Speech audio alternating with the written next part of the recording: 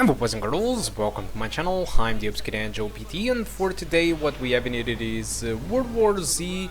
This game it is developed by the Saber Interactive, and they are using their proprietary engine to power up this game. At first I really thought this was using Unreal Engine 4, and by the fact that this game it is exclusive to the Epic Store, I was really expecting this game to only be available as Epic Store because of being an Unreal Engine game. So let's start with the settings first. So this Swarm engine it is really well optimized. You can select between DirectX 11 or Vulkan. Unfortunately for us, well, the Vulkan doesn't really give us a great advantage because our AMD graphic card it is quite old, and so despite it supports Vulkan and supports DirectX 12 better than the Keplers from Nvidia, it still doesn't give us the performance boost that we really need. Anyway, this game performs really great for a game with so much characters on screen, which is quite surprising. So, okay, so where should I start? So, first of all, the settings that I'm using in here, it is pretty much 1080p with a mix between medium and high settings. I'm using high settings on texture filtering because it's quite lightweight.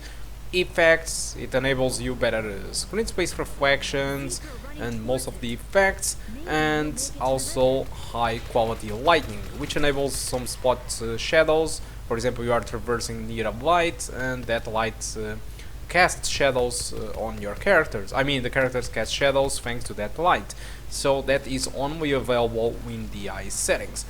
So the performance for this game it is quite easy to run. For example, if you do use Vulkan or DirectX 11 with the low settings, you can expect to have a performance of something around 50 to 60 frames per second. But although the game looks a little bit dull in my opinion, you use shadows and you use a lot of stuff, a lot of detail that makes the game looks good. But anyway, if you really need those 60 frames per second, at least you know that you can actually enjoy the game at 60 frames per second or at least close to it. But well, this game it is capped to 30 frames per second on the console, so I believe this game was created towards the 30 frames per second margin, and so I try to get 30 frames per second or at least above of it and get a nice experience. And so I decided to go with this medium and high, and whatever if you choose, let's imagine that you choose medium, high or ultra, the performance it is fairly similar as long as you keep the textures on medium if you have a 2GB graphic card.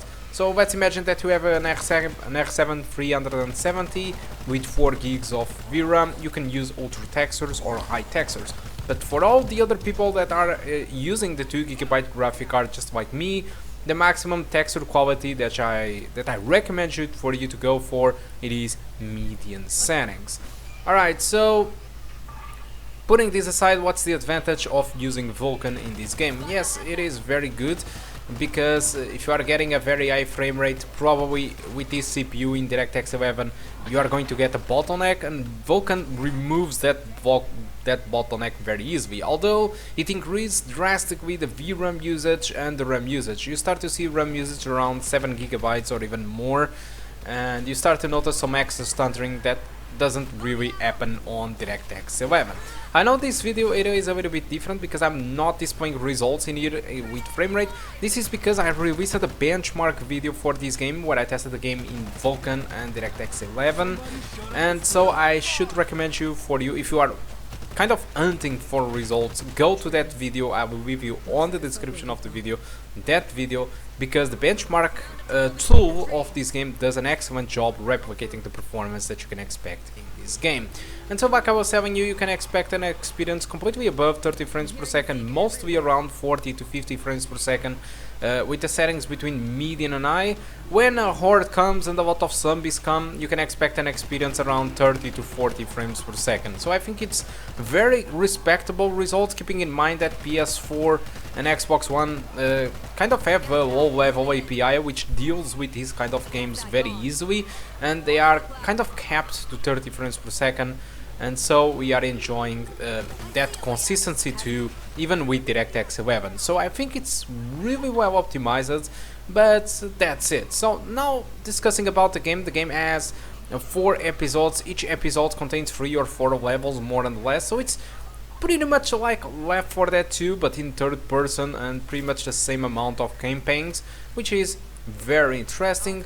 Although aside from that, I don't see too much, you know, too much stuff to do. You unlock stuff every time you finish, and that's it. It's just like Left 4 Dead with some additional stuff. But the point is, Left 4 Dead 2 had an insane community. Just like every Valve game, you can download modes and campaigns and a lot of stuff. It is available for Left 4 Dead 2 that is almost insane. I don't know, I spent more than 100 hours on Left 4 Dead 2 because I had campaigns that I could download from Left 4 Dead 2 modes, and there were very nice campaigns indeed available at the moment. Probably there is even more right now, obviously, but I had pretty much an unlimited hours of fun with different campaigns and maps developed by the community. And this is something that World War Z doesn't have, because as far as I know, you can't really mod this game at a time, and the game it is exclusive to Epic Store, so I don't expect it to be easy anytime. But still, the game it is very cheap. You can buy this game for $34.99. I think it's a respectable price, especially for a cooperative game.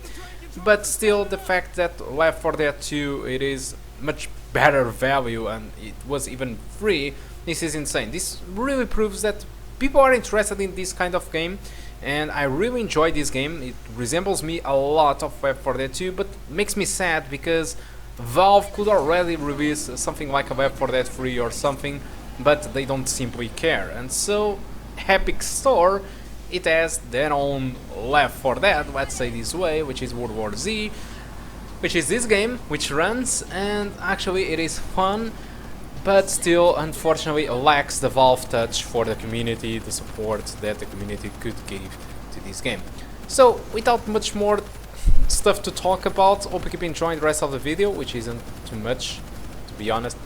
And that's it. So guys, think a lot, and I do hope to see you soon. Goodbye.